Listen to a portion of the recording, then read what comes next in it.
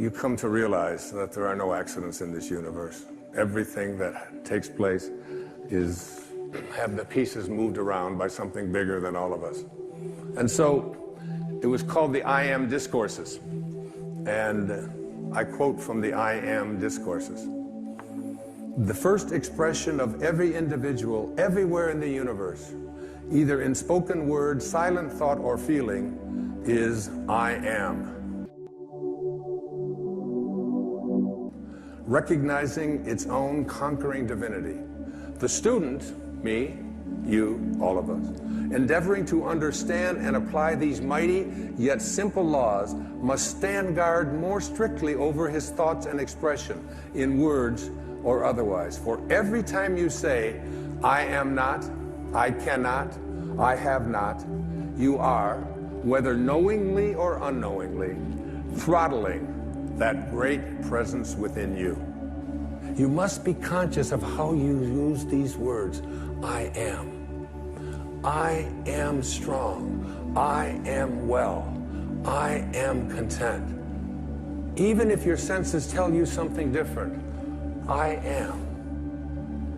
And as we move now into the meat of this program, you'll see that putting the words I am in front of something into your mind and imagination is a very powerful way to attract into your life, recognizing your own divinity. Particularly the work of Neville and the work of U.S. Anderson and the I Am Discourses. I came up with, in putting that all together, what I call 5 wishes fulfilled foundations for being able to attract into your world and become the kind of person that you expect yourself to be. Remember what I said about the quote on the wall of the swimming pool. If you want to accomplish anything, which means to become an extraordinary level of consciousness person, you must first expect it of yourself. You must see yourself and be unafraid to say to yourself, I am connected at all times to my source, to the divine mind, to the Tao, to God, to that which is the creator of all. I am a part of it. And the first of these 5 foundations I call imagination. Imagination. Many of our greatest thinkers have spoken about the power of imagination. William Blake said that what is now proved was once only imagined. Now think about the importance of that. If you want to have something show up in your life, the kind of person you would like to become, manifest something new into your life, something powerful, whatever it might be, you obviously must first be able to imagine it. Your imagination. This is yours and yours alone. You can place anything into your imagination that you want to place there, independent of what anybody else says about it, independent of what your senses tell you, independent of all the evidence that may be to the contrary. You can place into your imagination an I am that represents what you would like to attract into your life and make it come into fruition. Einstein's most famous quote, one of his most famous observations, he said, imagination is more important than knowledge. Knowledge is limited. Imagination encircles the world. Placing these I ams into your imagination, I had some of you I'm sure know about it because it's been all over the papers and so on, a diagnosis of leukemia a couple of years ago.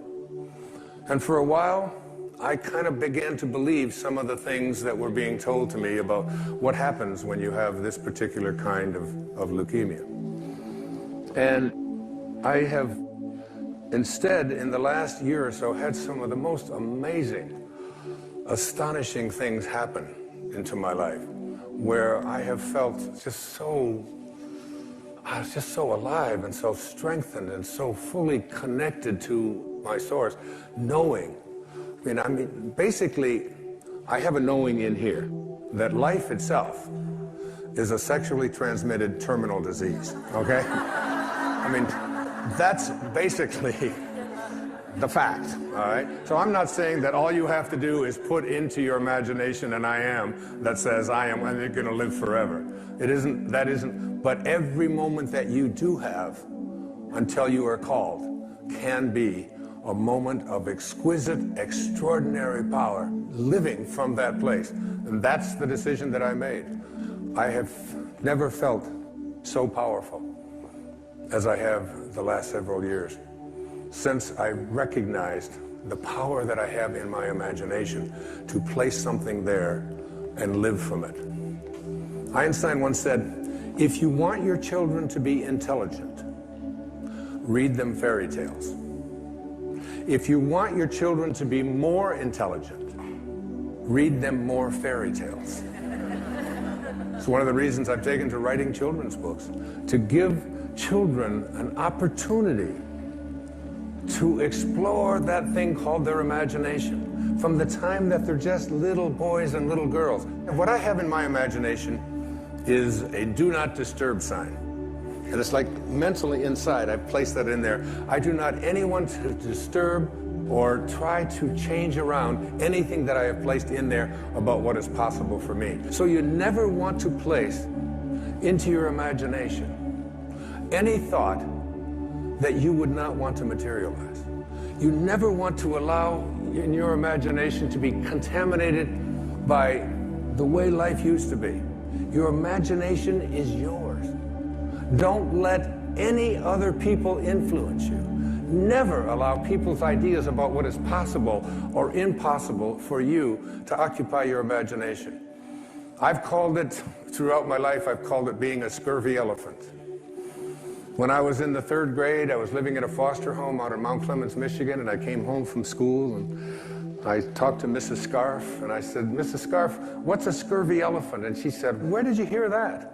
And I said, I don't know, Mrs. Poole, my 3rd grade teacher, was talking to the principal, Mrs. Smith, and she said Wayne Dyer was in his classroom and called me a scurvy elephant. So she got on the phone and she called up, and the principal said, oh, that's Wayne. He gets everything mixed up. She didn't say that he was a scurvy elephant in her classroom. She said that he was a disturbing element in her classroom.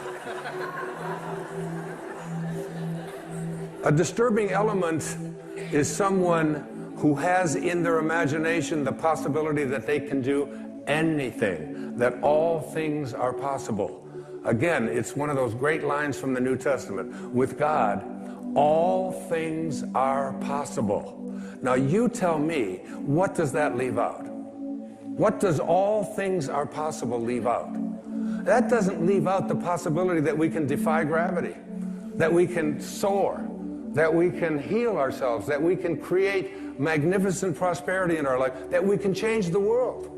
I said at one of the breaks here to the audience here tonight, I really believe that if this message gets out there into the world, we can shift the consciousness of this planet. If enough of us begin to believe, we're placing into our imagination a world that we want to live in that has no limitations and that is based on living from a place of love and kindness and God consciousness and spiritual awareness, divine mind at work. I believe it's possible.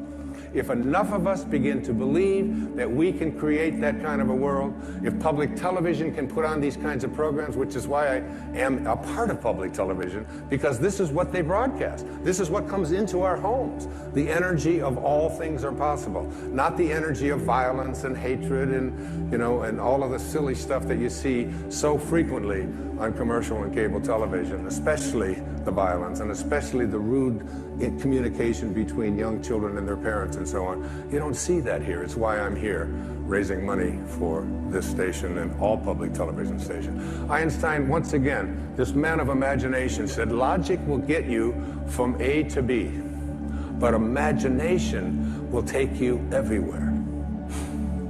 That's the first of these wishes fulfilled foundations. The second foundation is very significant and very important. I call it living from the end. This is one of the harder ones for people to get, but I'd like you to go again to the New Testament. Look at Romans 4:17. In the presence of him whom he believed God, who gives life to the dead and calls those things which do not exist as though they did. And calls those things which do not exist as though they did. Those are very important, significant words. You have to be able to call the things which you have not seen yet materialize and manifest into your physical world. You have to be able to say to yourself, I call those things that I would like to become as if they already do. And you place into your imagination fearlessly the I ams which you would like to create for yourself. And when it's time for me to write another book, I don't even know what it's going to be. I just know that it starts germinating inside me. And it's like a calling, it's like a passion. And I'm over there at my writing space. And before I do, I come up with the title. And before I even write one word, I did it with this book, Wishes Fulfilled. I take a jacket, this isn't even my book. And I take this jacket and I ask the art department at Hay House if they will please design a book with this title. And I put it around another book, which I have done, and I set it on my writing space next to Ralph Waldo Emerson and Jesus Christ picture and Paramahansa Yogananda and my children and the people that I love deeply and profoundly in my life. And I look at it with 3 white candles that I light every single time I sit over there. And I look at that jacket. And it's as if I call those things, the book does not exist. I call it as if it did. When my leukemia diagnosis came in, the information that was sent to me continuously was, it's incurable. This is something that you can't change. And I would say to my children who would send me this, I would say, I'd really appreciate it if you didn't send me that kind of stuff. And they'd say, what do you mean? Why, Dad? Why wouldn't you want us to send that? It says that right in there. I said, what part of I am well is it that you don't understand? Because I have placed that into my imagination. I have a wonderful quote by the man I've cited before. His name is Neville, and it goes like this. He says, disregard appearances, conditions, in fact, disregard all evidence of your senses, that is what your eyes and ears tell you, that deny the fulfillment of your desire, whatever it is you want to attract into your life. Disregard appearances, conditions, in fact, all evidence of your senses that deny the fulfillment of your desire. Rest in the assumption that you already are what you want to be. For in that determined assumption, you and your infinite being, your extraordinary self, which is what this program is about, are merged in creative unity, and with your infinite being, God, all things are possible. God never fails, and you are a piece of that which never fails. And you are going to move beyond just being a piece and just being a fragment and just being a segment until it becomes your overwhelming knowing that you have within you this divine capacity. You don't need evidence of your senses. I wrote a book a few years back. The title of it, I had to get my publisher because they didn't understand it. They called back, they said, I think you got this wrong. I said, no, it's called You'll See It When You Believe It. Not the other way around. People will say, well, I'll believe it when I see it. It doesn't work that way. You'll see it when inside you have a knowing. And Neville also said, therefore, to incarnate a new and a greater value of yourself, you must assume that you already are what you want to be, and then live by faith in this assumption. Now, this flies in the face of so much of what you've been told, because you have a tendency to believe that what your eyes and ears tell you is reality. But this is what we know by our senses. Just this little tiny fragment. I can't even get, it's like a millionth of a millimeter. And all that is unknown is in the invisible, in the imagination. And most of our attention is focused on, this is my beliefs and my disbeliefs about what is possible and what isn't possible are here. And it's an endless universe. So placing I ams into your imagination is one thing. It's an intellectual act.